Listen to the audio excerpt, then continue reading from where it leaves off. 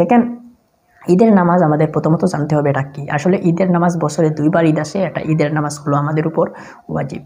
ঈদের নামাজ ওয়াজিব, আমরা 2 রাকাত করে পড়তে হয়। তো প্রথম আমরা কি করতে হবে, আমাদের নিয়ত কিন্তু করতে হয়। দেখেন ইন্নামাল আমালু বিনিয়ত, প্রত্যেকটি ইবাদতের ক্ষেত্রে আমাদের নিয়তের প্রয়োজন, সেজন্য আমরা প্রথমত নিয়ত করতে হবে।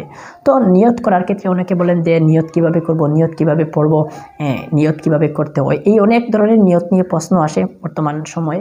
দেখেন ভাইরা, আসলে নিয়ত আপনি যদি আরবিতে চান নিয়ত করতেন তাহলে পারবেন, কোনো সমস্যা নাই। তো আপনি যদি দেখেন যে আমি যদি আরবিতে নিয়ত করি, আমার যদি আরবিতে ভুল হয়ে থাকে, ভুল হয়ে যায়, আপনার যদি এরকম কোনো সন্দেহ আসে, তাহলে আপনি বাংলাতে করেন, আরও ভালো হবে। বাংলাতে বলতে আপনি আপনার মন থেকে নিয়ত করেন। মন থেকে কীভাবে করবেন আমি সুন্দর করে বিস্তারিত বলে দিচ্ছি। দেখেন আপনি এটা মনের মধ্যে নেবেন যে আমি 2 রাকাত ঈদুল ফিতরের 2 রাকাত নামাজ পড়ছি, ঈদুল ফিতরের 2 রাকাত নামাজ পড়ছি, ওয়াজিব নামাজ পড়ছি ইমামের সাথে।